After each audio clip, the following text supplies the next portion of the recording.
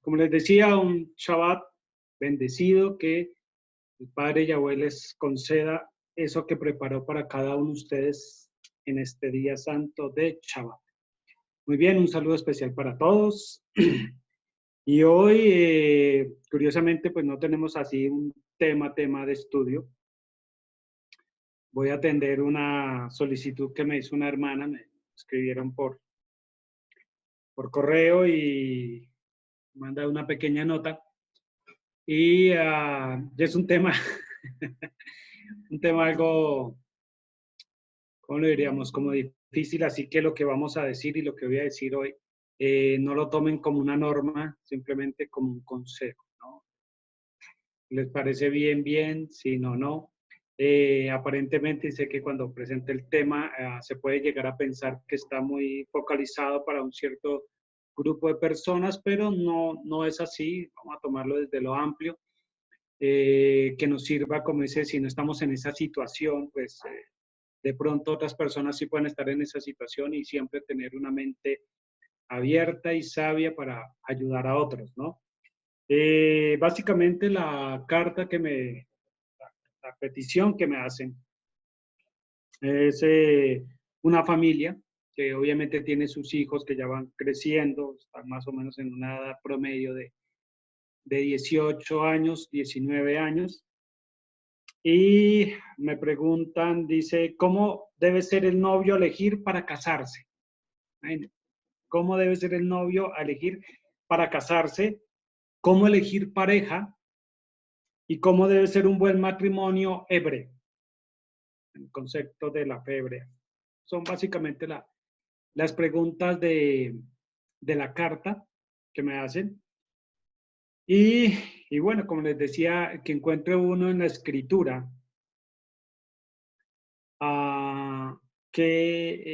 como dice uno, ¿no? El compendio acerca de noviazgo no lo va a encontrar uno. Entonces, obviamente, toca tomar algunos consejos de aquí y de allá.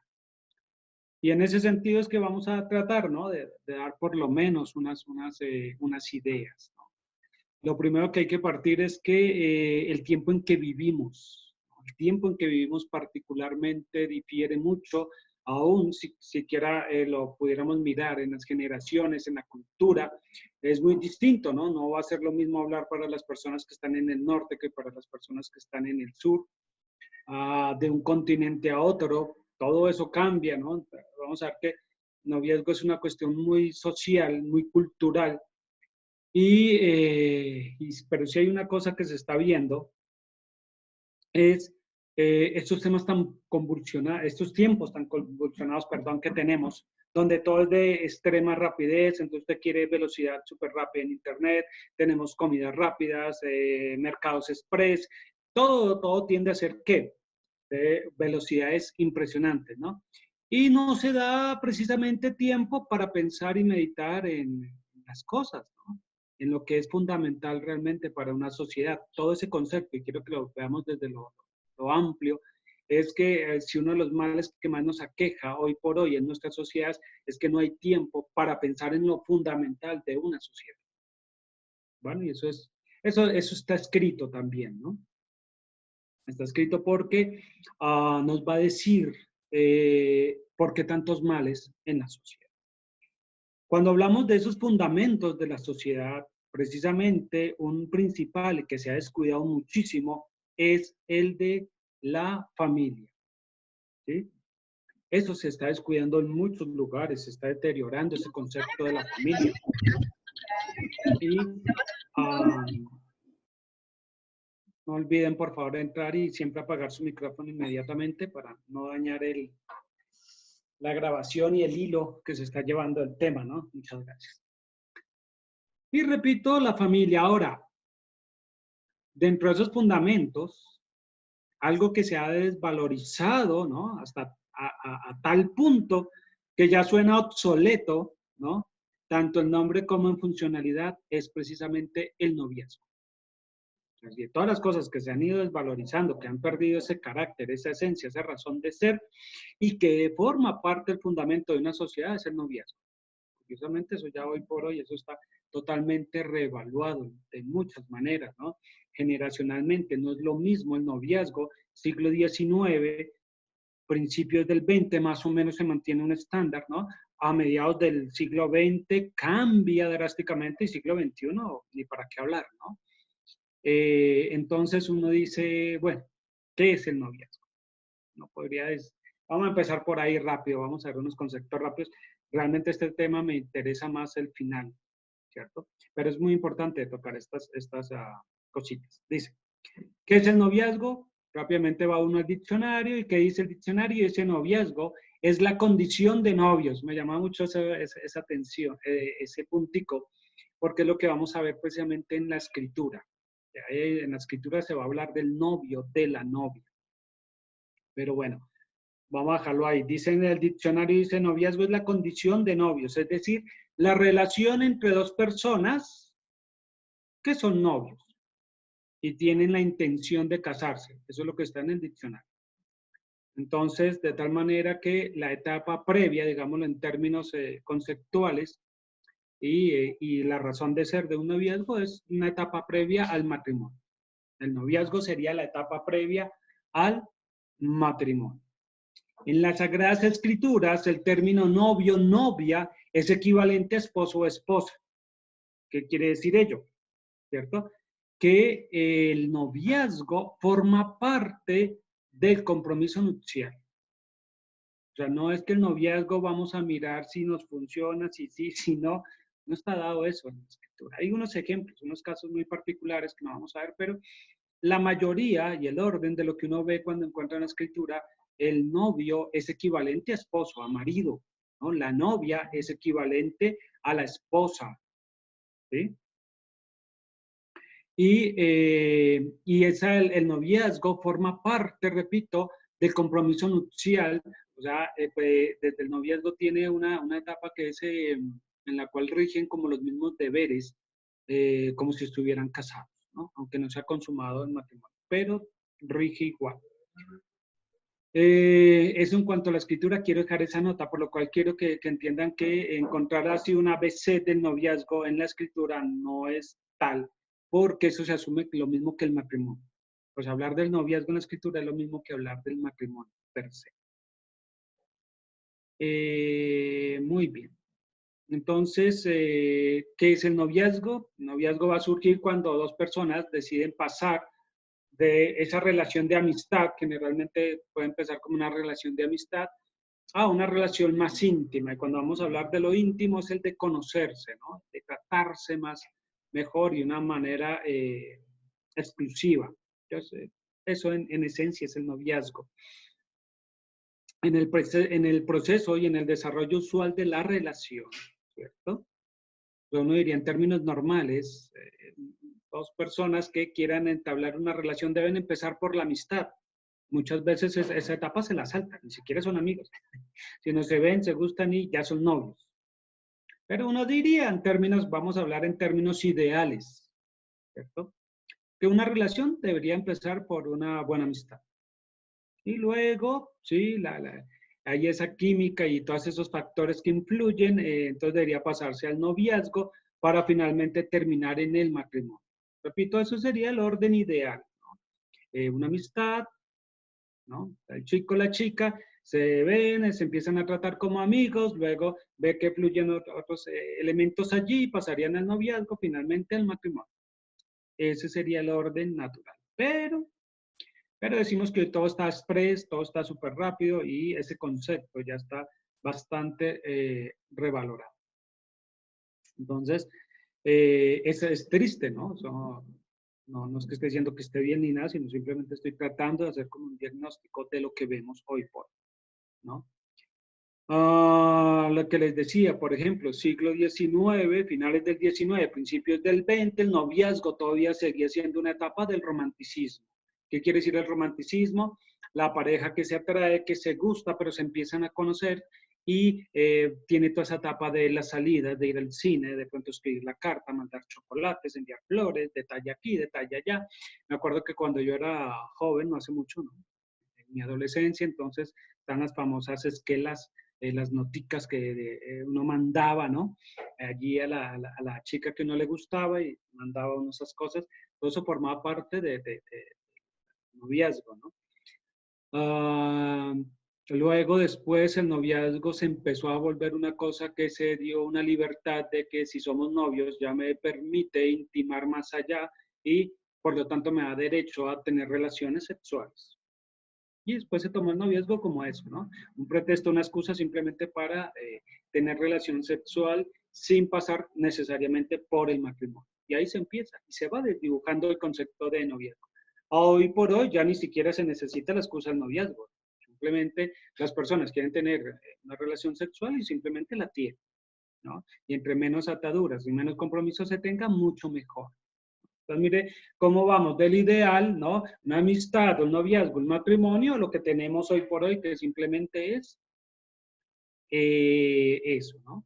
Cada uno va respondiendo propiamente a su necesidad individual, a lo que necesita y ya, y entre menos compromiso, y eso es lo que está marcando hoy por hoy la tendencia en las relaciones, es la falta de compromiso. Entre menos compromisos, porque en el compromiso como una atadura, y entre menos ataduras se tenga, mejor, ¿no? Eso es. Y si preguntáramos, ¿no? ¿Qué es el noviazgo hoy por hoy? Mire, vamos a tener tan diferentes significados como tenemos diferentes personas y diferentes parejas, diferentes regiones. Repito, si nos vamos a los cuatro extremos de la Tierra, seguramente eso va a ir cambiando. En unas culturas de pronto todavía será un concepto muy romántico, ¿no? Siglos pasados, siglo XVIII, sobre todo en la era victoriana, que se da un romanticismo muy marcado. ¿Cómo tener, ya no tener ese concepto? Ahora en otras sociedades donde el noviazgo ya eso ni existe, ¿no? Muy bien. Pero entonces, por eso quiero decir que esto es tan amplio y va a depender mucho del entorno, de la cultura y de las generaciones. No va a ser lo mismo el noviazgo de los abuelos, noviazgo de los padres, de pronto el noviazgo de los jóvenes que tenemos hoy por hoy. Eso generacionalmente también va a cambiar. Si miráramos hoy, leí ahí dentro de lo que investigué y de lo que me documenté, una nota decía que el noviazgo para las generaciones más jóvenes es simplemente que dos personas compartan una relación íntima y nada más. Y entiéndase, lo íntimo no es conocer al otro, sino la relación sexual, ¿no? Que no sea demandante, creo que lo había hecho y lo repito, que no tenga compromiso, ¿cierto? En muchas relaciones el compromiso a veces es nulo, ¿no? Y se le da un énfasis un poco más como al sentimiento, ¿no? La emoción que experimente en ese instante.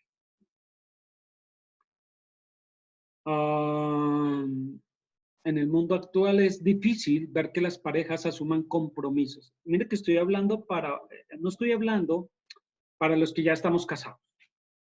No estoy hablando de los que somos de, no sé, 30 años para arriba. No, estamos hablando precisamente de esas edades de 30 a 20 años hoy por hoy, ¿no? ¿Cómo tienen sus relaciones? Tampoco no estamos hablando del noviazgo preadolescente o adolescente, ¿no? Porque ya vemos ahí chiquitos que tienen 12 años y ya son novios, 10 años y se dicen ser novios, ¿no? Pero no estamos hablando de eso, estamos hablando de una franja muy específica de jóvenes donde deberían estar en esa edad de un noviazgo con miras a un compromiso matrimonial, ¿no? Quiero enfocarme mucho en estos comentarios, en esa etapa, en esa franja. Y les decía que en ese orden, las parejas es difícil, no es imposible, sino que es difícil que asuman compromisos, obligaciones, ¿no? O sea, no van a ver el noviazgo como una obligación moral o como una obligación económica, ¿cierto? Sino que cada uno va a ver el noviazgo de una manera individual y que le genere esa libertad, ¿no? De poder expresarse, sentir, tener compañía hasta donde funcione, y si funciona bien y si no, hasta luego, que después vendrá otra persona y ocupará ese lugar y así sucesivamente. El vivir cada vez en una sociedad más abierta, ¿no? Donde esas relaciones ya se van colocando, ya no vamos a hablar del chico y la chica, ¿no? Sino del chico con el chico, la chica con la chica del mismo modo y de manera distinta. Entonces, mire que todavía nos abre un campo mucho más, ¿no? Y en eso pues debemos nosotros ser muy, muy conscientes del mundo en que vivimos, ¿no? Entonces es una sociedad cada vez más abierta, una sociedad que está yendo a la modernidad todo el tiempo y donde se está centrando en el individuo, ¿sí? El individuo que se debe superar, ¿no? En lo educativo, en lo económico, en lo social, que busque su propia satisfacción, ¿cierto? Eh, no, es difícil que vaya a generar esos compromisos con otros. Y si no puede generar un compromiso con otro, mire que eso también va a generar problemas de sus compromisos con otros y por eso estamos hablando de fundamentos de la sociedad. Realmente la sociedad va a funcionar en la medida en que nos comprometamos unos con otros, como individuos, como familias, como, como entes, ¿no? Y repito, pues si se busca la satisfacción propia, entonces y se va mucho se centra mucho en lo individuo, es obvio que la persona no va a buscar ataduras, algo que pueda considerar esa persona un lastre para su libertad, ¿no? Y algo que de pronto dice no me conviene para llegar a mi plenitud. Entonces se hace más individualista. Y lo interesante de todo esto que estamos hablando, con todo este, ¿cómo se llama? Este diagnóstico breve que he dado, de cómo es más o menos generacionalmente va cambiando y el concepto que se tenga hoy, no solo del individuo, sino de su relación con otro o otra, ¿no? Hablando en cuestión del noviazgo y con la relación de su compromiso como sociedad, como parte de la sociedad, es interesante y eso es lo paradójico, que aunque se hable del individuo que quiera no tener ataduras, cero compromisos, estar libre, hacer su superación individual, lograr alcanzar sus éxitos y todas sus cosas, hay un conflicto interior en el ser, porque la misma naturaleza, ¿no? Esa naturaleza humana que tenemos va a empujar y siempre lo va a llevar a uno a querer estar o compartir con otra persona. Eso es lo paradójico, ¿no? Una sociedad que está rompiendo, que quiere enfatizar mucho en el individuo, pero va en contra de la misma naturaleza porque en el fondo, como seres humanos que somos, tendemos, se nace con esa necesidad de estar y compartir con otra persona. Y eso es lo que dispuso el creador. Entonces lo que estamos viendo es que la sociedad moderna está queriendo romper con algo que puso el creador en nosotros. Vamos a ir a Génesis capítulo 2, en el verso 20, ¿cierto? Mire cómo dice que estaba el hombre, le puso, el ser humano, el Adán estaba allí, le puso nombre a todo ganado, a todas las aves del cielo y a todas las bestias salvajes, que se énfasis en esto, dice, pero para Adán no se halló una ayuda idónea. Eso es lo interesante de este pasaje. Que Yahweh le coloca allí el hombre, lo hace solo, pero le crea en él una necesidad de una compañera, una ayuda idónea. Y está en él y se crea esa necesidad. Antes de dársela, hay que generar esa necesidad. Y Yahweh le generó esa necesidad al hombre. En el verso 18 precisamente dice, que dice Yahweh Elohim, dice, no es bueno que el hombre esté solo. Voy a hacerle una ayuda adecuada, un ayudante adecuado. Entonces, va a poner en el hombre esa necesidad de la ayuda idónea para que Yahweh suple esa necesidad. Y Yahweh suple la necesidad y ya sabemos la historia que hace caer en un sueño profundo a Adán y saca de su costado a la mujer. Y el hombre la ve y dice, ahora esta sí es, quiero hacer énfasis en ello, dice verso 23, esta sí que es hueso de mis huesos y carne de mi carne, ¿cierto? Y entonces dice, por eso dejará el hombre a su padre y a su madre para unirse a su mujer y llegarán a ser una sola carne. Y allí está lo del matrimonio. Entonces vamos a decir que esto es lo que llamamos amor a primera vista, ¿no? Adán ve a Jawá y dice, esto sí era lo que yo estaba necesitando. Y amor, flechazo a primera vista, y el noviazgo allí y el matrimonio de una vez. Creo que una hermana puso el caso de Rick y Isaac, ¿no? No se conocieron y también fue amor a primera vista. De esas historias, eso me hace acordar también de Jacob y Rachel, ¿no? Y Jacob la ve y dice que quedó prendido de ella a primera vista, ¿no? Son de sus amores a primera vista. Muy bien. Entonces, vamos a ver que lo que íbamos diciendo, la gran paradoja, entre más el mundo moderno lleve al hombre hacia la individualidad, a estar solo, eso va en contra de, repito, la misma naturaleza que hay en nosotros, esa necesidad de querer estar con otra persona. Y hablo en términos generales porque para todos siempre existe su excepción, ¿no? ¿Qué quiere decir? Que hay personas que no tienen esa necesidad, están mejor solas, pero mira que aunque están solas, utilizan su soledad, o sea, lo hablo en relación con una de pareja, relación de pareja, para servir a otros, ¿no? O sea, mire que no es que se aísla como un ermitaño, no, sino que no siente esa necesidad de estar en compañía, emparejado, pero es una persona que se dedica mucho a la actividad social. O sea, en el fondo, otra vez, el no estar solos, estar acompañados y sirven de otra manera, ¿no? Pero repito, para todo, pues obviamente es su excepción. Pero digamos, la norma o la forma en que mejor nos hizo el Padre es que nos hizo con una necesidad de querer estar con la otra persona, ¿no? Con esa pareja en la cual uno diga, esta es mi ayuda idónea, ¿no? El compañero, la compañía. Muy bien, entonces, eso en cuanto al noviazgo, como que es el noviazgo así rapiditamente, ¿no? Ahora la pregunta es, ¿cómo elegir pareja? Y ahí viene otro quiz. Si uno ve en la escritura, los que elegían pareja eran los padres. Padre tenía lo de su hijo y entonces los padres del muchacho elegían y escogían la pareja para su hijo. Igualmente, los padres de las chicas tienen sus hijas allí y entonces le van buscando pretendiente a sus hijos. ¿Sí?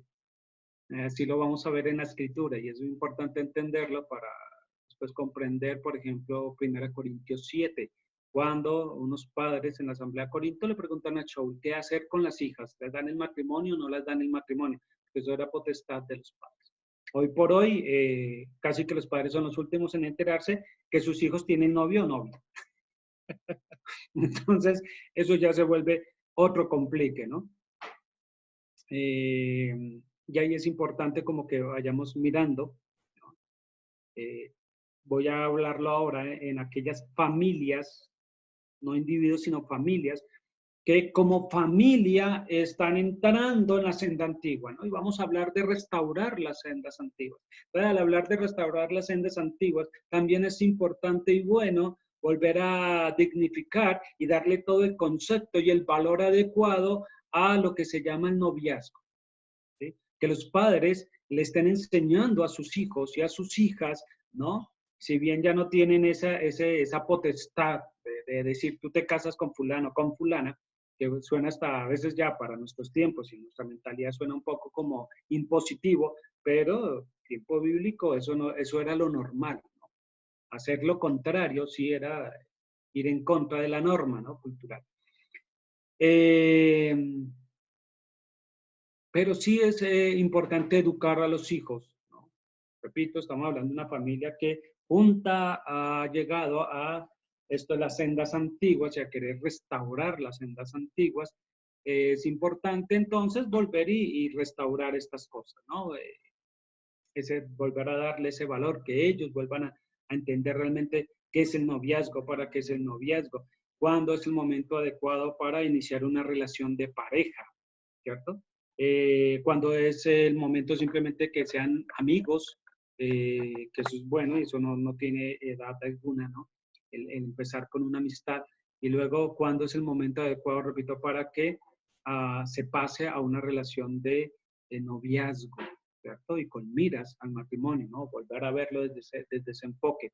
También es muy importante tener en cuenta que podemos nosotros estar educando a nuestros hijos y a nuestras hijas, ¿no? En los núcleos familiares acerca del correcto valor del noviazgo, pero como no somos comunidades grandes, hay familias que no tienen ni siquiera asamblea. O sea, si los que tenemos asamblea es difícil, imagínense las familias que están solas y que a su alrededor no tienen más hermanos en la fe. Que a fin de cuentas, nuestros hijos, ¿con qué se van a enfrentar? Pues con jovencitos, jovencitas de afuera, que pueda que tengan muchas cualidades, pero que no están necesariamente en la senda antigua. ¿Y cómo hacer ahí, no? O sea, por eso digo que es que el punto es difícil, ¿no? Es complejo uno llegar a dictar o dictaminar algún tipo de norma y decir esto se debe hacer así o así, así, porque hay que tener en cuenta muchas connotaciones, muchas circunstancias particulares. Pero sí es importante que de todas maneras, repito, dentro de esa restauración de la senda antigua, aquellos padres que tienen sus hijos y que están obedientes y también están en este camino, enseñarles otra vez a valorar esa relación de pareja comenzando por el noviazgo, ¿no? El noviazgo que terminará posiblemente en matrimonio. Entonces, el noviazgo debe verse no solo como una etapa previa al matrimonio, o sea, tampoco no vamos a encasillarnos así rígidamente, entonces usted consiguió al novio, usted ya se casa con ese novio, ¿no? Porque muchas veces eso puede ser muy traumática, una relación que debe ser maravillosa y bonita, debe ser una experiencia bonita, ¿no? Sino que el noviazgo se debe centrar, ¿no? Como una etapa de aprendizaje de los novios, ¿no? Tanto en la parte individual como pareja, para que se desarrollen y fortalezcan el respeto, las cualidades individuales, el compañerismo, el amor sin egoísmo, el compromiso y finalmente que yo termine o finalice en un matrimonio. Entonces, mire que a veces, y lo digo porque hay ciertos grupos de pronto religiosos que se le quitan también al noviazgo eso del romanticismo, ¿no? Entonces, no, usted ya tiene novio, ya se casa y punto, ¿no? Y si se ve solamente así, pues obviamente los chicos salen corriendo, porque ninguno quiere, de pronto está en la edad de casarse y no quiere casarse ya inmediatamente. Pero si se enfoca correctamente a que debe ser ese noviazgo, esa relación en la cual se va aprendiendo el respeto, como decía, el compañerismo, el amor sin egoísmo, el compromiso, el desarrollar esas cualidades y esos potenciales, pues puede ser una experiencia enriquecedora. Eso es lo que también hay que ver allí, ¿no? Y eso va a permitir tener como un concepto de cómo elegir o buscar una pareja. Estamos, repito, no estoy hablando de preadolescentes ni adolescentes, estamos hablando de jóvenes que están en esa edad en la cual ya están pensando en buscar y formar un hogar, ¿no? Entonces, ¿cómo elegir una pareja en ese nivel, en esa etapa que estamos hablando? Entonces, bueno, les decía, no existe un compendio o un tratado específico de cómo buscar novio o novia, ¿no? Cómo elegir la pareja ideal o perfecta, pero pues podemos dar un par de consejos, ¿no? Que pueden ayudar en ese proceso. Primer consejo, y pues esto, repito, lo saqué allí investigando y leyendo un poquito de esto. Primer consejo es, a la hora de elegir pareja, cierre los ojos. Cuando yo leí eso, yo dije, ¿cómo si cierre los ojos? No es cuando uno más tiene que abrir los ojos, no, dice cierre los ojos. Y se refiere a que generalmente el enamoramiento entra por los ojos. A uno le llama el atractivo, el aspecto físico, algo que vio en esa persona, su apariencia, y le gustó, y le atrae. Entonces, esa primera etapa, supera esa primera etapa, ahí es cuando usted debe cerrar los ojos y saber si esa persona a la cual usted le atrae realmente es o no es.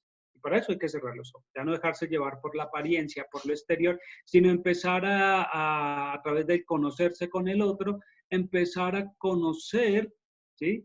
A determinar esas cualidades, esos defectos que como seres humanos lo tenemos, ¿no? Tenemos nuestros más, nuestros menos, cómo podemos ir identificando al otro si realmente son compatibles o no, si es el tipo de persona con la cual me gustaría estar o no.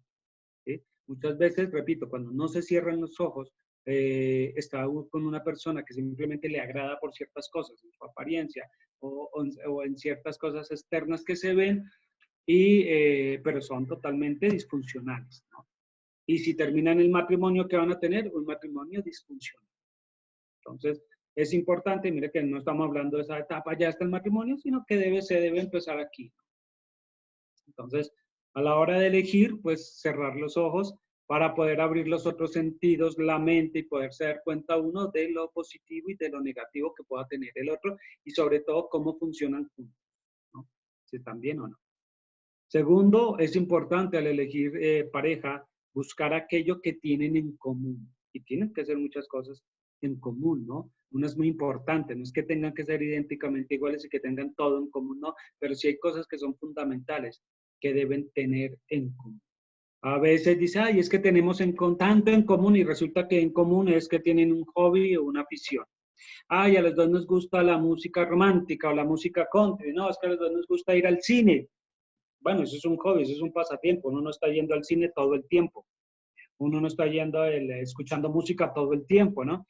Y a veces, y sobre todo en esa etapa juvenil, uno cree que como comparte ese hobby, ¿no? O esa tarea o esa actividad, entonces somos el uno para el otro porque tenemos. Hay que superar también eso, ¿no? Y hay que empezar a identificar si el otro, qué tipo de vida tiene, ¿no? O sea, qué metas tiene, cuáles son sus expectativas de vida, más que el tipo de vida son las expectativas de vida que tiene, ¿no? Y si eso frente a las mías, ¿no? Obviamente para hacer eso, uno las debe tener por lo menos claras, ¿no? O sea, no puedo estar mirando con lupa, y estoy hablando como si estuviera en ese papel de los chicos, estar mirando con lupa qué expectativas de vida tiene el otro, qué metas tiene el otro si yo no las tengo claras. Entonces debe empezar por ahí, ¿no? Buscar usted qué es su expectativa de vida, cuál es su meta principal en la vida, que usted lo tenga claro. Y ahí sí, cuando vaya a elegir, pues obviamente tiene que elegir una persona que se acople a eso que usted también tiene, ¿no? Si no, repito, van a ir en contra. Las creencias, las expectativas de vida, todo eso hay que valorarlo con objetividad, ¿no? Y allí cuando hablo de las creencias, pues ahí vamos a tener ese lío, ¿no? Pues vamos a lo mismo. Si es una familia que está sola, tiene sus hijos que están creciendo, han sido inculcados en la fe hebrea, vamos a ponerlo así, y a su alrededor, todo su campo de acción, no hay más personas con la fe hebrea. ¿Cómo van a manejar eso? ¿Cómo se va a tratar eso? Eso es una cuestión delicada, pero eso lo tiene que resolver cada familia. Eh, si casan o no casan, o si permiten o si aconsejan que se casen o no se casen.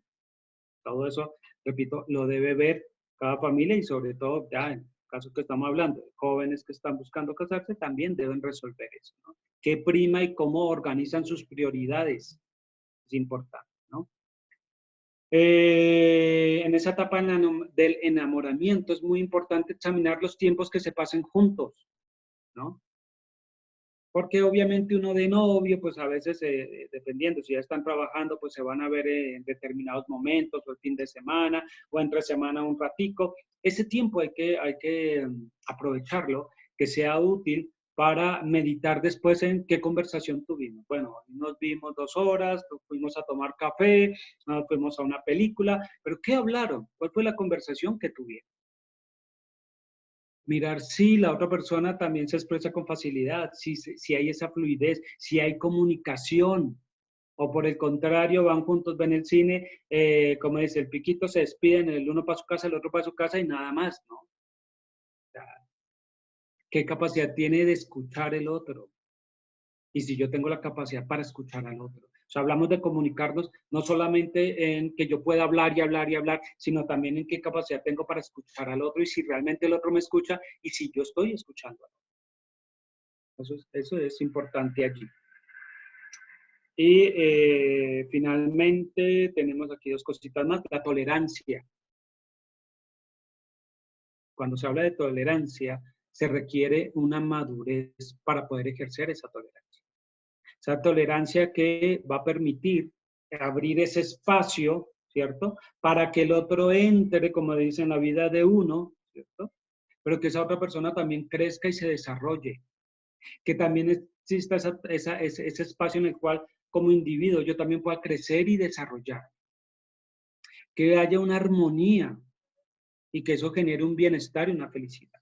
Eso se tiene que ver notoriamente en esa etapa previa, por eso es que digo que es muy bonito esa parte de la amistad, que a veces se salta, que se pasa de una, como es, me gusta y nos hacemos novios. Qué bueno sería todo esto explorarlo en esa etapa de la amistad, donde todavía no hay ese compromiso así de novio, novio, pero si usted lo hace, se puede dar cuenta, ¿no? La tolerancia también es aceptar y entender que el otro tiene sus defectos, sus fallos y sus errores como uno los tiene. Que a veces uno busca el perfecto, ¿no? Ay, quiero tener el novio, la novia perfecto, ¿no? Perfecta. Y la pregunta es si usted ya es perfecto, perfecta. No quiere tener el novio, la novia perfecta, pero no es perfecta. Entonces, el consejo aquí es, ¿cómo elegir la pareja ideal? Es que usted debe prepararse para ser esa pareja ideal. Que usted mismo esté trabajando, jovencito, jovencita, en prepararse para ser esa pareja ideal, que seguro le va a llegar su complemento. Pero también hay que entender que, así como nosotros nos equivocamos, mire que es muy dado decirlos como seres humanos, decimos, es que soy humano, usted debe comprenderme. Y uno es muy condescendiente con uno mismo cuando se equivoca, pero es estrictamente muy duro, inflexible cuando juzga al otro. Y en parejas sí que ocurre mucho eso. Ahí me salto y me pego el brinco también para los que ya somos casados y estamos aquí en la fe hebrea, ¿no? Empezar que si ese nivel de tolerancia es muy bajito, empezar a desarrollarlo.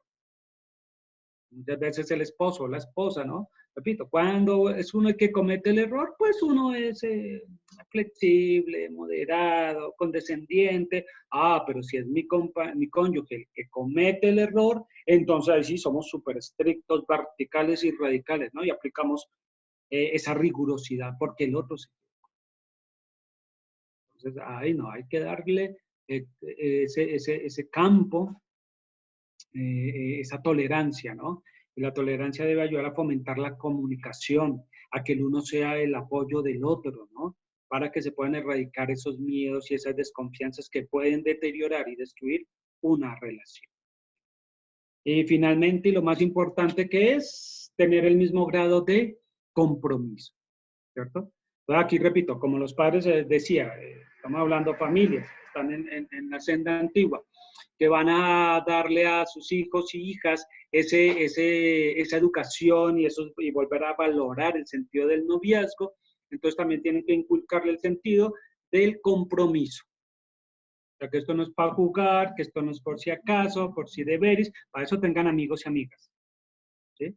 Que los amigos y amigas, ¿no? Chévere, y surge una relación natural. Además, a veces se presenta más compromiso en las amistades que en los noviazgos, ¿no?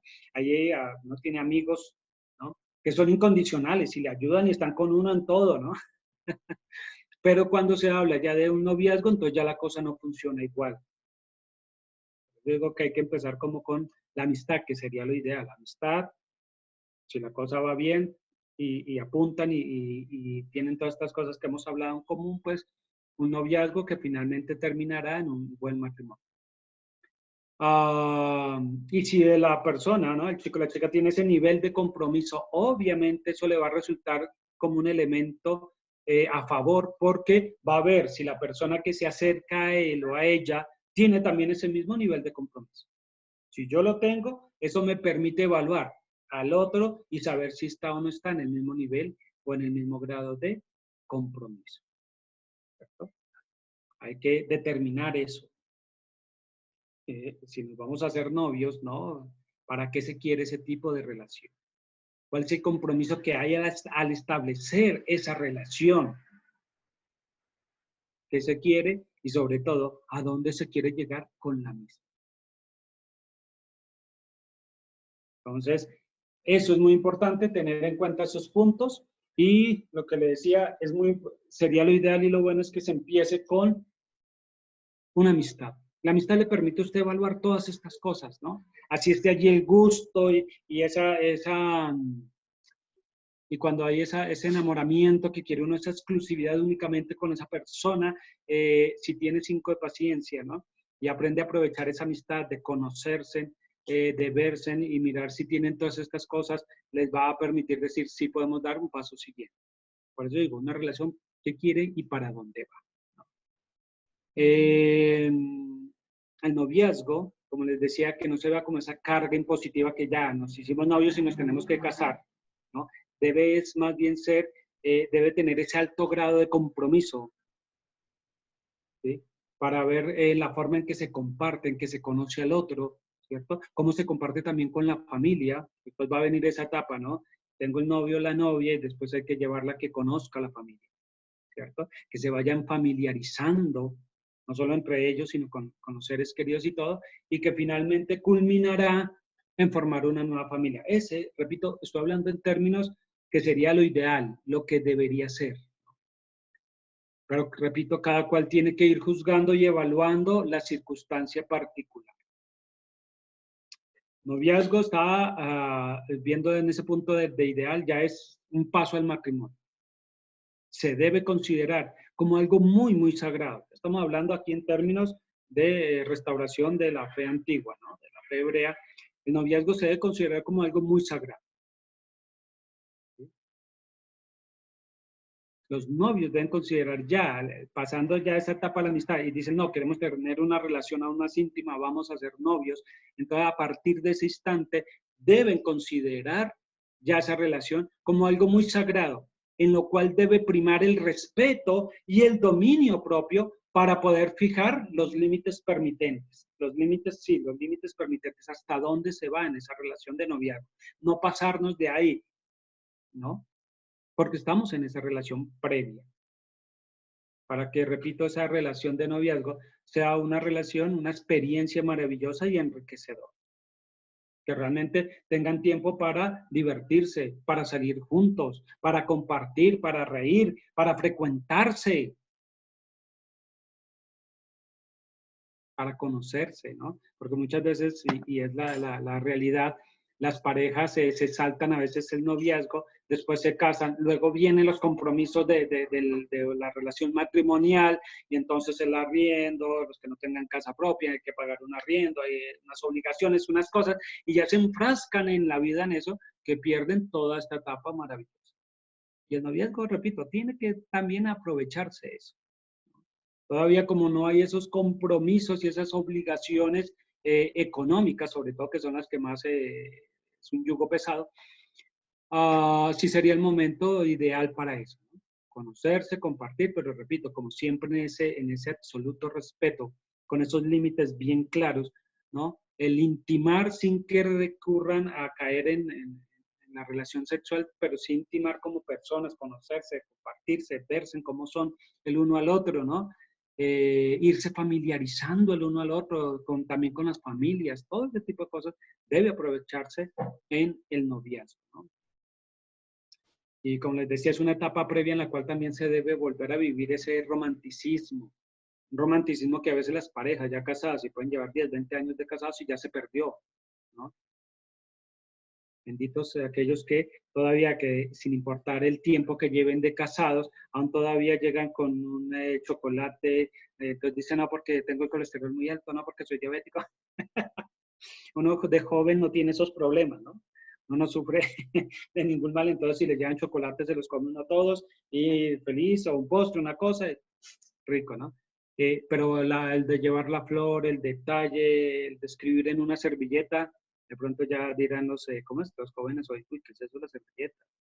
Mando un WhatsApp, un mensaje de texto, ¿no? Volver a hacer ello, ¿no? Y volver a que esa etapa previa al matrimonio se fije ese romanticismo con el cual se sostenga lo que va a ser la construcción del amor en la relación matrimonial, ¿no? Donde se fijen esas metas que van a tener en común, ¿no? Para dónde van a ir los dos como individuos y como pareja, para que finalmente fijen y acorden el momento indicado para unir sus vidas en matrimonio. Entonces, hasta ahí tengo lo que sería esbozado el noviazgo, ¿no? Un poco teniendo en cuenta unos consejos, repito, si le parecen bien, tómelos, si no, deséchalos, si le parecen que son mejores otros, amén, porque repito, es difícil, ¿no? Por ejemplo, sé que entonces van a decir, bueno, ¿y qué pasa si yo estoy en la fe hebrea, pero mis hijos o mis hijas no? Obviamente, usted le puede inculcar unas normas generales, culturales, de provecho para su vida, independientemente si están o no están en la fe, pero que les van a ayudar como individuos, como personas, ¿sí? Si lo toman bien y si no, pues ya ellos después cosecharán el fruto de sus propios trabajos, ¿no? Lo que quiero notar aquí, decirle, por ejemplo, ese tipo de personas, ¿no? ¿Qué hago con que mi hijo, mi hija no es creyente, ¿no? Entonces tiene su novio, su novia y es un dolor de cabeza, lo que sea. Sí hay que acercarse como padres y aconsejar a los hijos, ¿no? Mire, en un noviazgo, yo voy a hacer la siguiente pregunta, que es bueno hacerla. Decirle al hijo o a la hija es, ¿para qué inviertes tus sentimientos, tus valores en una relación en la cual no hay, por ejemplo, el compromiso? Porque eso después va endureciendo también el corazón de los jóvenes, ¿no? Si se embarcaron en esta modernidad, en este concepto de noviazgo, donde no hay ningún tipo de compromiso, y de pronto el otro da lo mejor de sí como persona, etcétera, etcétera, pero la otra persona, como no hay que ese compromiso, no hay nada que una niata, dice, no, hasta aquí fuimos, hoy no, no, ya sabes que no me gusta, ya nos cansamos, sabes que peleamos mucho, no, no somos compatibles, chao, y se van, y en el otro entonces dice, hola, empieza a decir, ¿para qué hice todo lo que hice? Entonces es bueno hacerle esa pregunta, es, ¿para qué van a meterse en una relación en la cual de pronto ustedes coloquen mucho sin ningún tipo de compromiso? El compromiso, repito, no estoy hablando de compromisos que nos vamos a casar y nos noviamos para casarnos, no. Compromiso es qué quiero con esta relación, para dónde voy con esta relación y hacia dónde se dirige esta relación, ¿no? Entonces debe haber ese gran compromiso mutuo y eso debe llevar a pensarlo a los chicos por lo menos, ¿no? Hay otros que ni siquiera piensan en noviazgo, en tener novio o novia. Entonces eso todo es muy subjetivo. Y por último, y si es el tema que ahora sí nos compete, el tema en el cual sí nos toca a todos, independientemente si somos casados, solteros, si estamos jóvenes o ya estamos viejos, es un buen matrimonio según las escrituras. Eso sí es muy importante. Ya ahorita vamos a ver por qué digo que nos envuelve a todos. En cuanto a llevar un buen matrimonio, lo mismo, no hay una receta mágica, una fórmula general, ¿sí? Porque cada pareja es diferente, ¿no? Así como los individuos somos diferentes unos a otros, pues cada pareja también es diferente. Hay unos principios generales que se aplican, unos buenos consejos, todos funcionan, pero que cada uno debe modificarlo al interior de su pareja, cómo estén allí. Matrimonio, repito, así como hablamos del noviazgo, el matrimonio sigue siendo ese espacio para el crecimiento de los cónyuges. Ahora con otros deberes, con otras responsabilidades, bueno, etcétera, etcétera, pues sigue siendo lo mismo, el mismo concepto, ¿no? Y tiene que ser un crecimiento en el campo intelectual. El uno tiene que ser un motor del otro, en un crecimiento en lo intelectual, en lo emocional, en lo afectivo y principalmente en lo espiritual. Somos un alma viviente, un ser completo. Entonces nosotros no estamos ni somos ajenos a nuestras emociones, no somos ajenos a nuestra afectividad, a nuestro pensamiento, a nuestra forma y nuestra vida espiritual. Somos íntegros. Y por eso digo que en el caso de los que se van a casar deben tener eso en mente y los que están casados deben también tener esto en mente. Tiene que ser un espacio de crecimiento, sino de qué otra manera vamos a poder cumplir, ¿no? El precepto cuando dice que crezcamos hasta la estatura de la plenitud del Mashiach. O sea, el hecho de estar casado, estar en una relación matrimonial, ¿cierto? No puede ser un obstáculo, un impedimento para el crecimiento espiritual, intelectual, emocional y afectivo. Todo eso es llegar a la plenitud del Mashiach. ¿O será que el Mashiach no tenía sus emociones, sus afectos? Claro que sí. Entonces, coger todo ello y saberlo regular en torno a lo que es realmente importante en nuestra vida. Lo espiritual, ¿no? Cuando llamamos lo espiritual, vivir toda esa vida plenamente. Y aquí va a surgir la pregunta, bueno, ¿y eso es cuando lo ideal en un matrimonio, ¿no? ¿Cuándo sería un buen matrimonio hebreo? Creo que era la pregunta que me hacían, ¿no? Pues el ideal es que ambos profesen la misma fe, ¿no? A ambos sigan el mismo camino, ambos tengan las mismas creencias. Ese es el ideal, ¿no? Y muchas veces no se da. Él o ella es creyente y su cónyuge no lo es. Bueno, aún así en eso hay que dar ese campo para el crecimiento. Hay que ponerse de acuerdo para ese crecimiento. Que ninguno se vuelva un lastre o un obstáculo para ello. ¿Cierto? ¿Es difícil? Sí. O sea, si los dos que sean creyentes, y es difícil, a veces se presentan estas dificultades, por eso Pablo en el 7 va a hablar de eso, ¿no?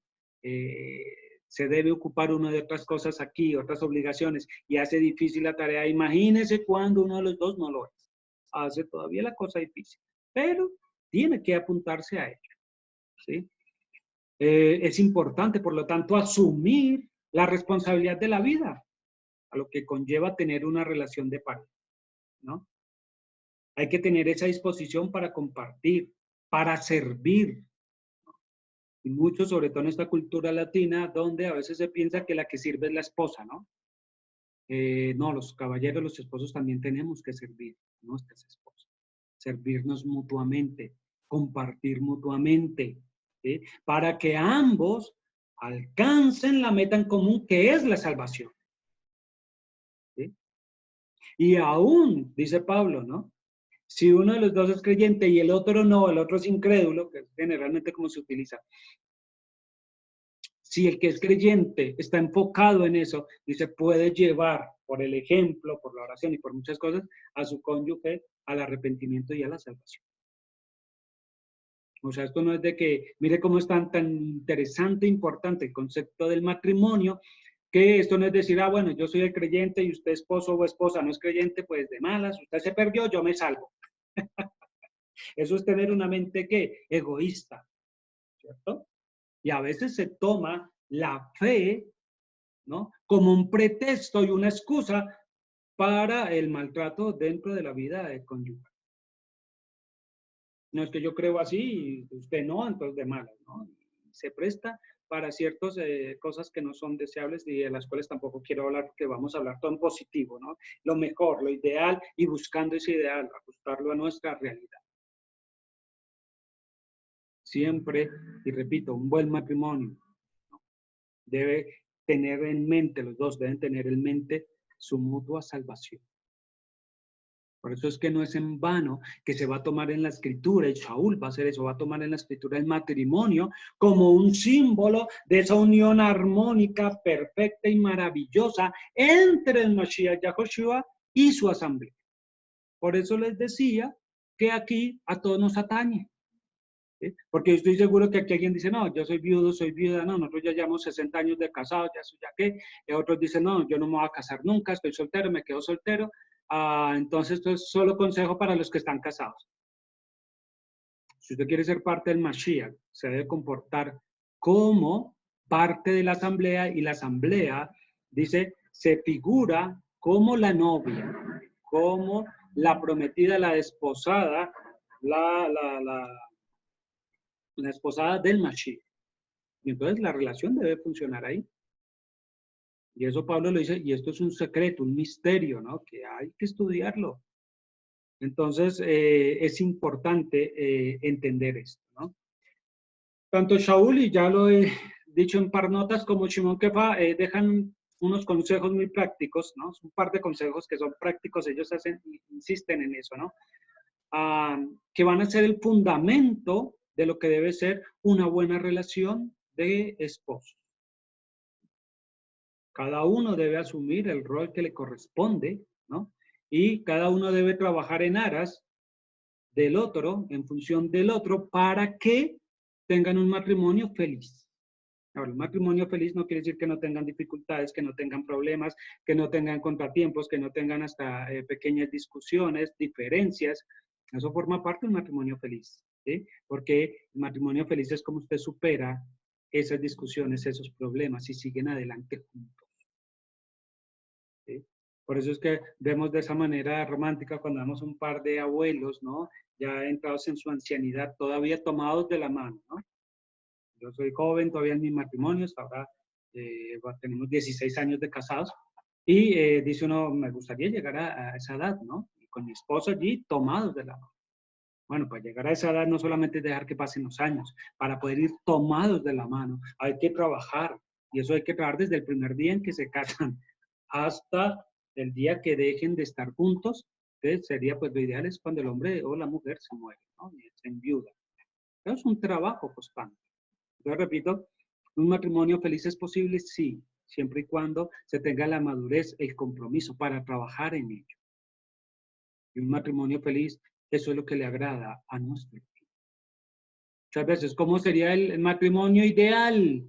el perfecto, el matrimonio hebreo que le gusta a Elohim, pues aquel en el cual los dos sean felices, los dos desarrollen su capacidad y los dos lleguen a esa meta en común que es su salvación. Ese es el matrimonio ideal, ese es el matrimonio feliz.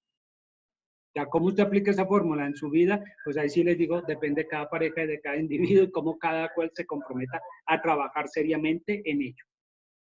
Pero eso es, no hay más fórmula que eso, ¿no? Y ese es el buen matrimonio que le agrada a Elohim. Ahora, vamos a ver que esos dos elementos, ese par de consejos que dan Shaul y Shimon Kefa, tienen que ver mucho con lo que a cada uno le puede estar faltando, ¿no? ¿Sí? No hay que individualizarlos, no hay que separarlos, sino que los dos son un complemento en cada individuo para que funcione la relación de pareja. Y me refiero al amor y al respeto. ¿Sí? Se le recomienda al marido que ame a su esposa. Y se le recomienda a la esposa que respete a su marido. Y a veces como que se individualiza como si solo el marido, entonces debe amar a la esposa y ya, ¿no? Y que la esposa simplemente respete al marido y ya. Y no, eso es mutuo. ¿Qué quiere decir? Que el marido también tiene que respetar a la esposa. Que la esposa también debe amar al marido. Eso no es excluyente. Lo que pasa es que está dado de consejo porque es lo que precisamente carecen los maridos a veces, de amor, de ese afecto, de ese cariño tierno hacia sus esposas, ¿no? Y las esposas que carecen generalmente a veces de ese respeto hacia sus maridos. Está dado allí, pero repito, no es excluyente y eso es algo que los dos deben estar trabajando, el amor y el respeto hacia el otro. Esposas, respeten y amen a sus maridos y maridos, amen y respeten a sus mujeres, a sus esposas. Eso debe ser, ¿no? Ese es el conjunto que nos está dando los dos enviados, ¿no? Y ellos hablan inspirados por la Ruach HaKodesh. Esto no lo digo yo, esto ya no son palabras mías, eso es lo que dice la Escritura, ¿no? Eso es lo que dice el consejo de ellos, ¿no? Entonces, los maridos, ¿no? Tengan ese amor a su esposa en entrega, en generosidad para con ellas en todo sentido, en el servicio, en la consideración y en la comprensión. Eso es llegar a amar a la esposa. Y obviamente con el debido respeto, ¿no? Y las esposas se les recomienda que digo, oye, sean respetuosas con sus maridos, ¿no? Que los amen, pero que también acaten con sujeción su autoridad, la autoridad que tiene el marido en la casa, como la cabeza del hogar. Que ahí es donde está el quid, porque a veces ellas son muy queridas, muy lindas, muy amables, pero se saltan al marido, ¿no? O como dicen en Argentina, los ningunean. Un cero a la izquierda vale más y se impone la voz de la mujer, ¿no? Entonces, esa es la recomendación que se da para que un matrimonio funcione, amor y respeto. Y deben estar en los dos cónyuges en ese equilibrio, sabiendo cada cual el rol y asumiendo el rol que le corresponde dentro de la pareja. Vamos a leer rápidamente esos consejos. Yo sé que son citas que ustedes ya conocen. La primera se encuentra en Efesios, capítulo 5, que es un pasaje profundo, es un pasaje del cual amerita así un estudio casi que el verso como solemos decir, porque hay mucha información muy interesante aquí, sobre todo en este pasaje de Efesios. Pero vamos a leer vamos a leer y sacar un par de noticas allí. Efesios capítulo 5, verso 22 dice, las casadas estén sujetas a sus propios esposos como al maestro. O sea, mire que cuando se va a hablar de ese respeto, ¿sí? ¿Qué es que la mujer respete al marido? Es que estén sujetas, que reconozcan la autoridad que tiene el marido, ¿no? ¿Cómo dice? ¿Cómo se deben sujetar ellas a sus maridos? Como ellas mismas se sujetan al Mashiach. Y eso funciona de una manera maravillosa porque quiere decir que cuando se aprende eso, también se aprende a sujetarnos al Mesías. Las esposas que aprendan a sujetarse a sus maridos, les queda súper fácil aprender a sujetarse al Mashiach.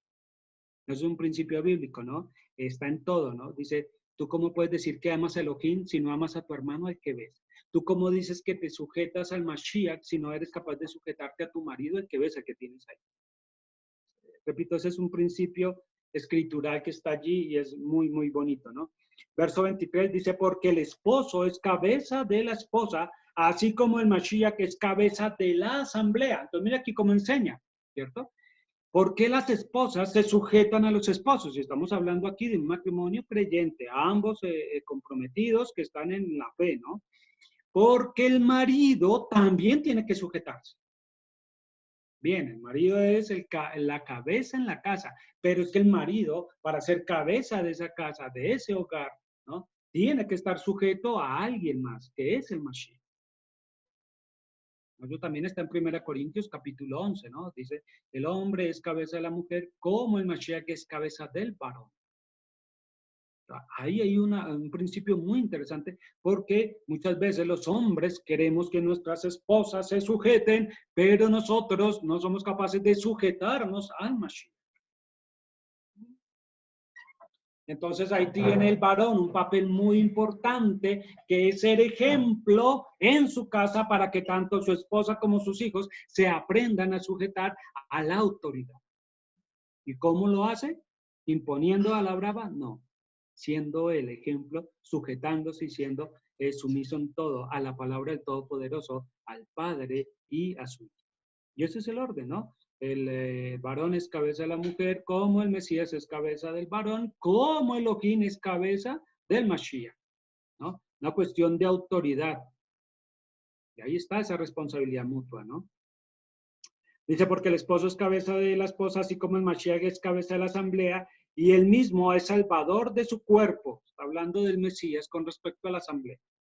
Así que, como la congregación está sujeta al Mashiach, de igual manera las esposas lo estén a sus esposos en todo. Mire que aquí está lo que decíamos del amor a las esposas, ¿no? Mire que dice que el Mashiach es el salvador del cuerpo, o sea, que es la asamblea. ¿Y cómo entendemos que él es el salvador? Ah, porque él se dio a sí mismo, se entregó a sí mismo, dio todo por sí mismo. Que las esposas se sujeten al marido, repito, es porque el marido las ama de tal forma que se entregan por ellas. Verso 24. Este ya lo leímos. Verso 25. Esposos, amen a sus esposas, así como también el Mashiach amó a la congregación y se entregó a sí mismo por ella. Mira, ahí está lo que les estaba diciendo, ¿no? Repito, esto no son cosas mías, es simplemente lo que dice la Escritura. Verso 26. A fin de santificarla, habiéndola purificado en el lavamiento del agua con la palabra. Entonces, mire que es deber del esposo, no solo en su cónyuge, su esposa, sino en su casa, santificar a su esposa y a su casa. ¿Y cómo? Con la palabra. Todo esposo debe dedicarle un tiempo particular, pueda que no sea maestro así, para ser maestro en una asamblea, algo así, si lo es bien, pero todo esposo debe trabajar en ello para llevar la palabra a su casa. Que sea ese pan el que principalmente lleve el esposo a la casa, ¿no? De poder trazar esa palabra para que su familia esté en esa santidad de vida. Dice verso 27, está hablando el Mashiach con respecto a la asamblea. Dice, para presentársela a sí mismo como una congregación gloriosa, que no tenga mancha, ni arruga, ni cosas semejantes, sino que sea santa y sin falta. De igual manera, los esposos deben amar a sus esposas como a sus propios cuerpos. El que ama a su esposa, a sí mismo se ama. Porque nadie aborreció jamás su propio cuerpo, más bien lo sustenta y lo cuida, tal como el Mashiach a la congregación. Porque somos miembros de su cuerpo. Por eso dejará el hombre a su padre y a su madre y se unirá a su mujer y serán los dos una sola carne. Grande es este misterio, pero lo digo respecto del Mashiach y de la congregación. Así que cada uno de ustedes ame a su esposa como a sí mismo y a la mujer respete a su esposo. Y esto de que dejará al hombre a su padre y a su madre, se acuerda que lo leemos en Génesis, y cuando él expresó y dijo, esta es carne de hueso de mis huesos y carne de mi carne, resulta que los que son del Mashiach también son huesos y carne del Mashiach. Es un misterio grande, ¿no? Y mire que eso sí es que nos compete a todos, independientemente, repito, si son viudos, solteros, casados, a todos nos compete lo mismo. Y hay que ver ello. Y ahora, los que estamos casados, tenemos esa doble obligación o responsabilidad de hacer de nuestro matrimonio un reflejo de lo que debe ser esa relación correcta entre el Mashiach y la asamblea. Ese es el modelo a seguir. Si quiere un matrimonio feliz, entonces lea la Escritura y mire de tal manera los maridos comportarse como el Mashiach con relación a la asamblea y las esposas comportarse como la asamblea en relación al Mashiach. Eso está allí, pero no voy a ahondar más. Colosenses capítulo 3. Hay mucho que hablar de este tema, es bastante profundo, es todo un misterio, como dice Shaul, y el cual vale la pena ahondar después, en otro momento, en otro lugar. En Colosenses vuelve y les dice lo mismo, ¿no? Capítulo 3, verso 18, dice, esposas estén sujetas a sus esposos, como conviene en el maestro, esposos amen a sus esposas y no las traten con aspereza. Tito, esa era la carta de Tito, capítulo 2, versos 2 al 5, dice, bueno, desde el 1 para coger el contexto, dice, pero habla tú lo que está de acuerdo con la sana enseñanza, que los hombres mayores sean sobrios, serios y prudentes, sanos en la fe, en el amor y en la perseverancia. Asimismo, que las mujeres mayores sean reverentes en conducta, no calumniadoras ni esclavas del mucho vino, maestras de lo bueno.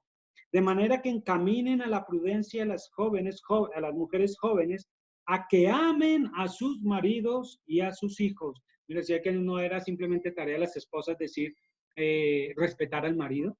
Aquí dice que les deben las más ancianas, las mayorcitas, enseñarle a las más jovencitas a que amen a sus maridos. ¿Verdad? Vemos que dice que las esposas deben respetar a los maridos y que las esposas deben amar a los maridos. Entonces, funciona igual. Los esposos deben amar a las esposas y respetar a sus esposas. Tristemente, lo que vemos en una sociedad es que el varón hace un abuso en fuerza, porque tiene de pronto mayor fuerza, una capacidad, ya sea fuerza física, fuerza económica o cualquier cosa, y no respetan a sus esposas. Es una tristeza ver eso, ¿no? Dice que las mujeres amen a sus maridos y a sus hijos, a que sean prudentes y castas, a que sean buenas amas de casa, a que estén sujetas a sus propios maridos, para que la palabra de Elohim no se desacredite.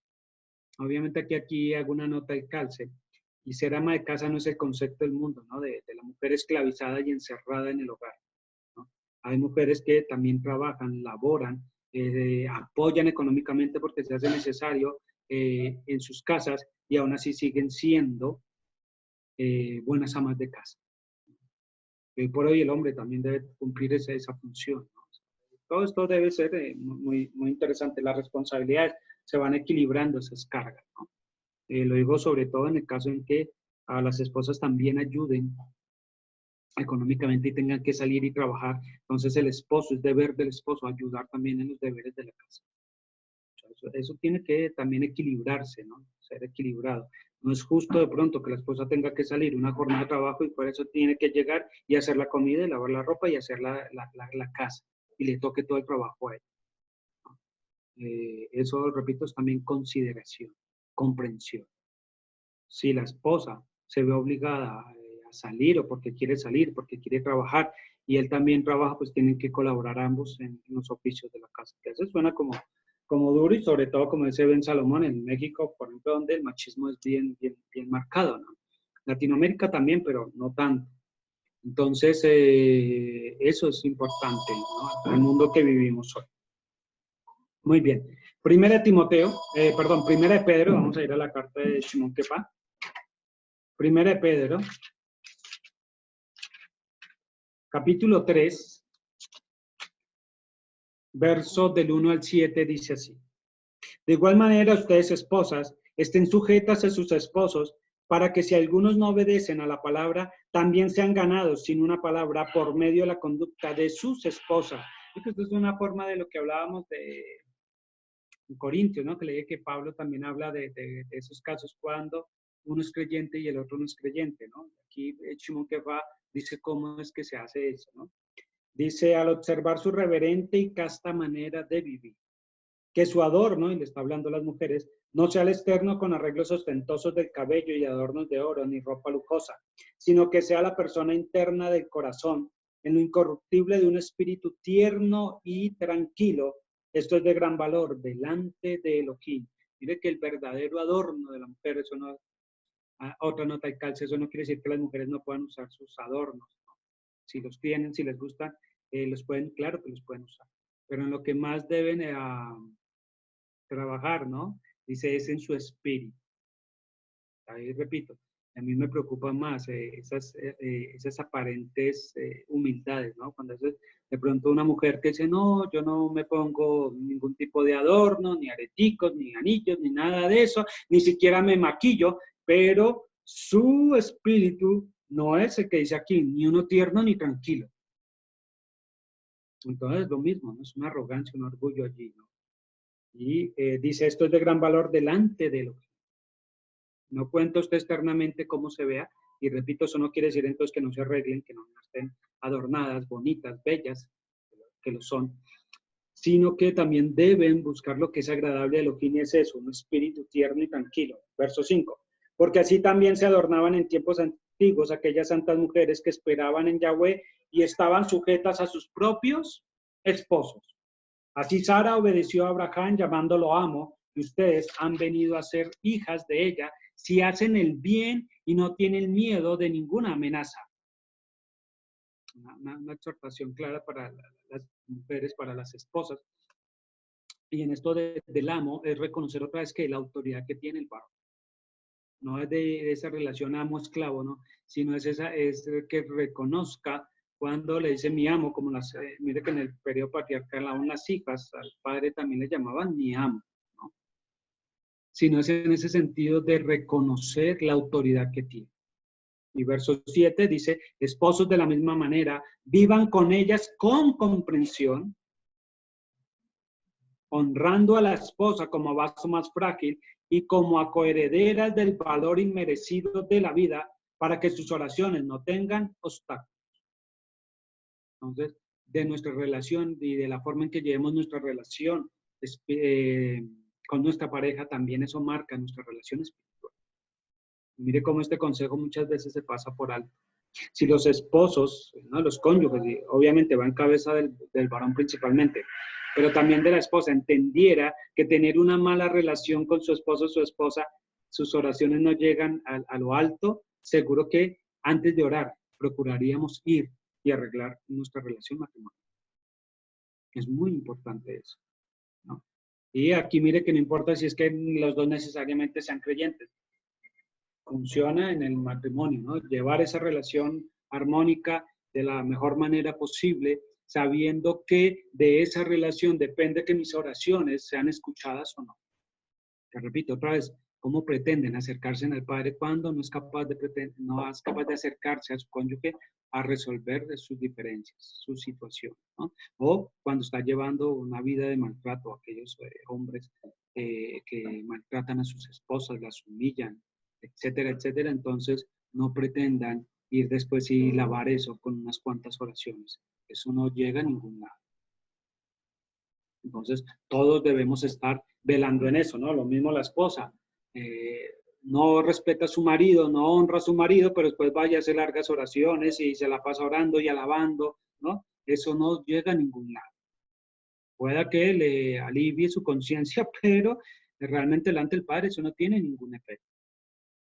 Son consejos que, repito, llevan y están apuntando a que la relación conyugal sea de lo mejor posible, lo más armónico, lo más armonioso, perdón, lo mejor y que traiga felicidad, ¿no? Por eso abundan tantos esos chistes en que se ve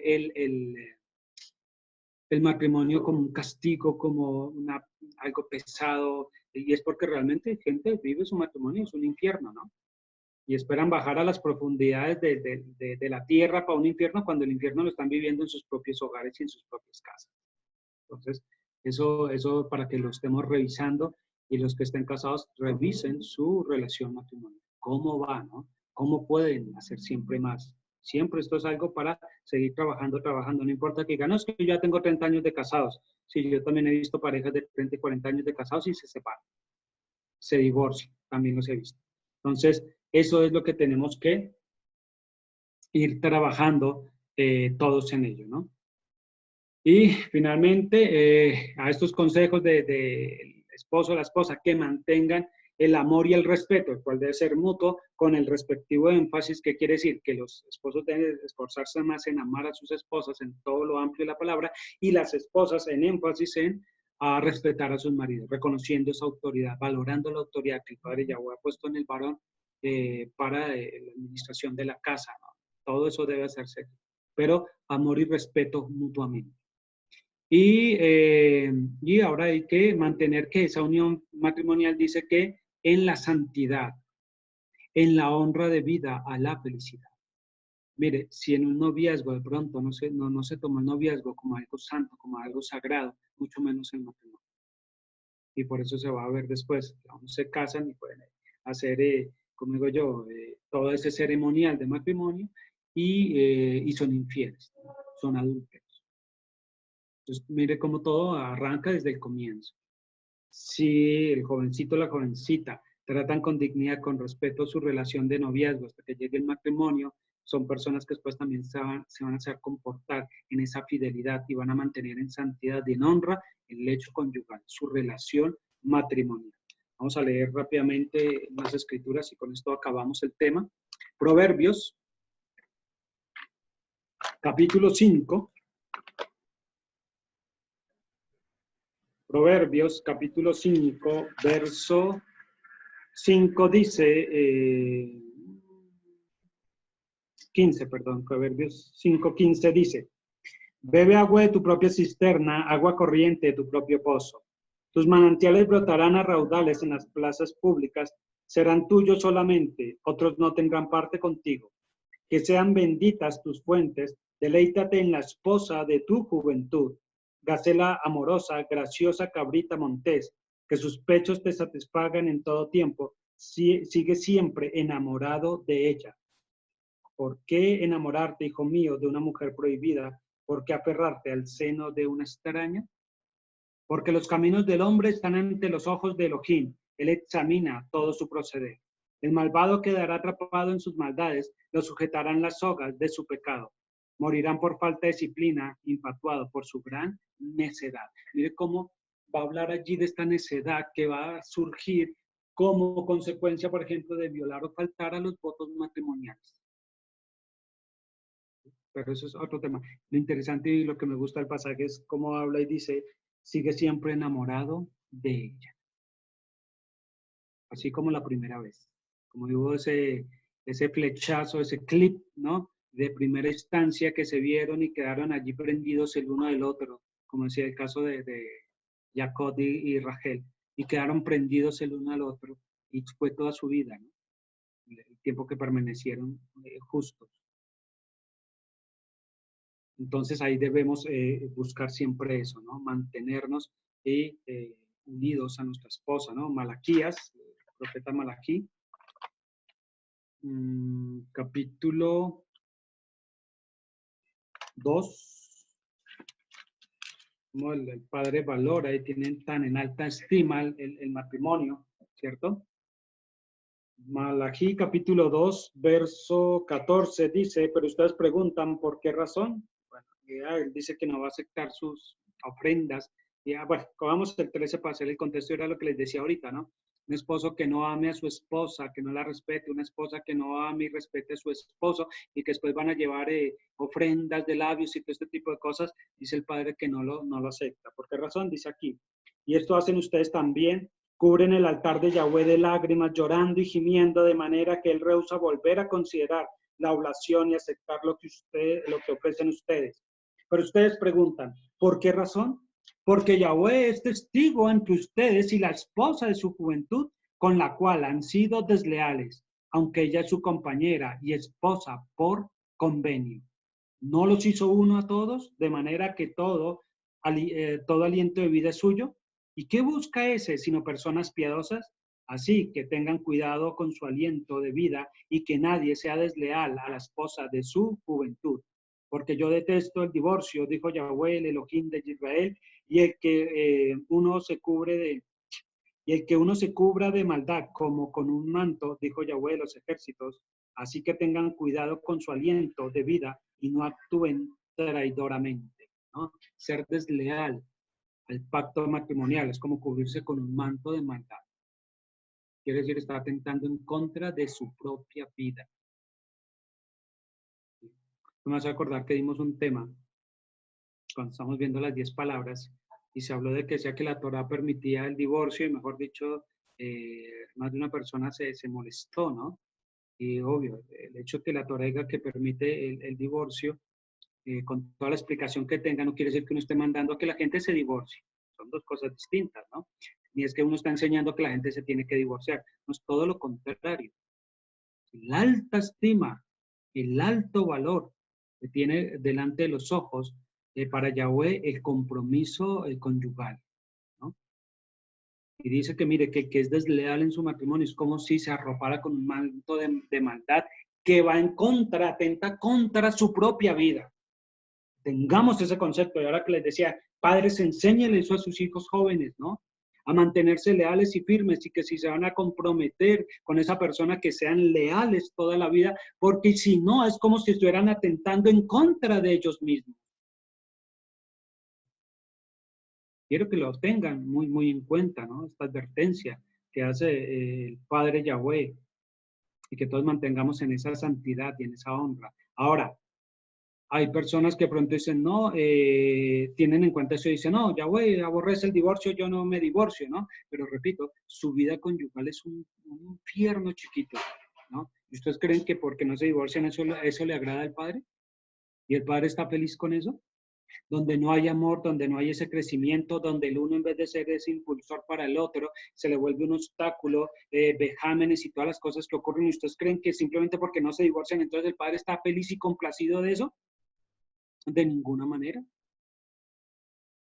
Por eso es que el matrimonio también es un don. Y hay que comprometerse de lleno y de pleno, no solamente por uno, sino por el otro. Y el uno debe vivir en función del otro para alcanzar esa meta. Primera Corintios, era Primera Corintios capítulo 3, ¿qué? Capítulo 7. Primera Corintios capítulo 7. Mantenerse en ese deber mutuamente. Mire cómo dice aquí. Y quiero tomarlo en todo lo amplio. Obviamente aquí está hablando de algo muy particular, pero quiero que lo tomemos en todo lo amplio del concepto, ¿no? Primera Corintios capítulo 7, verso 3 dice, el esposo cumpla con su esposa en el deber conyugal, asimismo la esposa con su esposo. Repito, ahí está hablando obviamente de las relaciones íntimas, el deber que se tiene el uno con el otro, pero quiero tomarlo en lo más amplio, ese deber en todo el sentido de la palabra. Y que el esposo en nada se niegue a su esposa para que se alcance esa plenitud,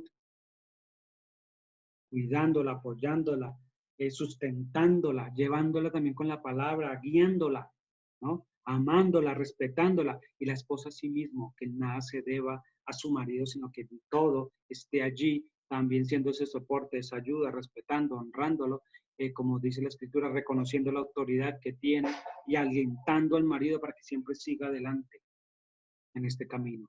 Que el uno esté cuidando del otro y velando para que ninguno de los dos se vaya a desviar, sino que sea el compromiso mutuo de estar cuidándose el uno al otro y siguiendo en este camino. Y finalmente Hebreos capítulo 13. Hebreos capítulo 13, verso 4 dice, téngase en alta estima entre todos el matrimonio y mantengan pura la relación conyugal. Pero el Elohim juzgará a los fornicarios y a los adúlteros. Entonces el consejo para nosotros, un buen matrimonio, como decía, cómo tener un buen matrimonio hebreo, amor, respeto y esa fidelidad, ¿no? Ese mantener como esa alta estima que se debe tener por el matrimonio, ¿no? Por la relación y cuidarse en el uno al otro. Y entonces tendrán un matrimonio que será agradable, no solo delante del Padre Yahweh, sino que será un matrimonio en el cual los dos sean felices y tengan un hogar y una familia feliz. Será el nido perfecto precisamente para cuando después vengan los hijos y crezcan los hijos y los hijos vean ello y también vean que los hijos van a aprender más de los consejos, es del ejemplo y de lo que ven en sus padres. Entonces, que eso sea pues para todos y repito, quiero cerrar con esto, Y es que no solo lo veamos aquí en el plano natural, físico nuestro, ¿no? De esta relación, sino que podamos de estos mismos ejemplos, de estos mismos consejos, de estos mismos tips, elevarlos y aplicarlos en nuestra vida espiritual. ¿Cómo es nuestra relación con el Mashiach? ¿No? Si le tenemos el amor y el respeto debido al Mashiach. A pronto somos como esas esposas muy amorosas, pero irrespetuosas. Llamamos al Mesías, y no, pero somos irrespetuosos con él. Tengamos eso en cuenta, ¿no? Entonces nuestra relación con el Mesías debe ser ¿qué? De amor, de respeto, de fidelidad, de mantener esa unión en la cual hemos quedado atados a él, ¿no? En santidad, dándole la honra de vida. Que ese sea el pensamiento final en el cual se puedan ustedes meditar en este resto de Shabbat y en sus vidas. Espero poderles haber ayudado, como les digo, son temas a veces que no son fáciles así de abordar de una, y espero pues conmigo tómenlo como consejos, y lo que está en la escritura allí pues obviamente síganlo y sigan lo que nos indica el Espíritu de Santidad a través de estos hombres a los cuales los inspiró para escribir estas cosas que nos van a ayudar. Que tengan un resto de Shabbat bendecido, plácido, y que el Padre Yahweh les guarde en esta nueva semana. Shalom. Shalom, gracias Roé Carlos por este precioso tema del día de hoy. Es un tema muy cotidiano para edificación de nuestra asamblea. Le pedimos a nuestro hermano Ben Salomón si nos deleita con una bella alabanza. Gracias.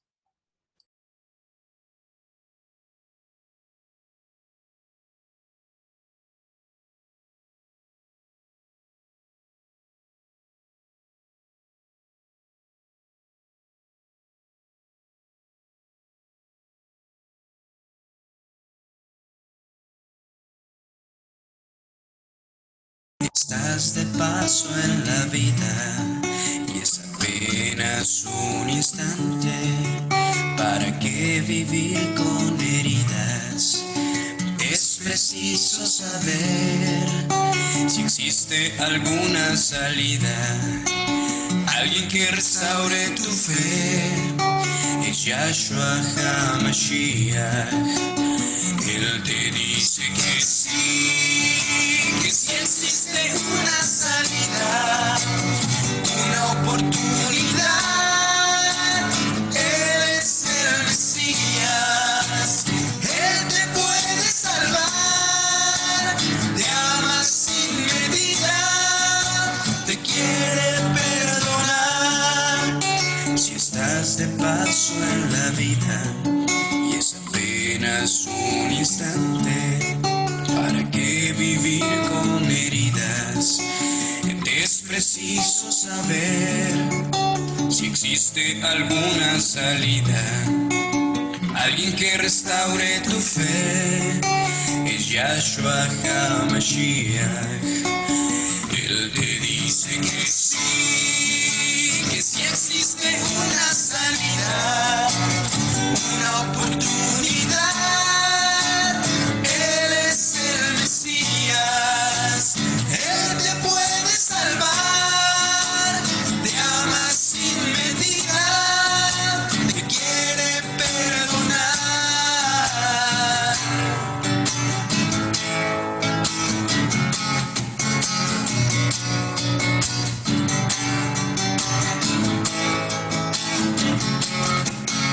Si solo estás de paso en la vida y es apenas un instante, ¿para qué vivir con heridas? Es preciso saber si existe alguna salida. Alguien que restaure tu fe es Yahshua HaMashiach. Él te dice que sí existe una salida, una oportunidad.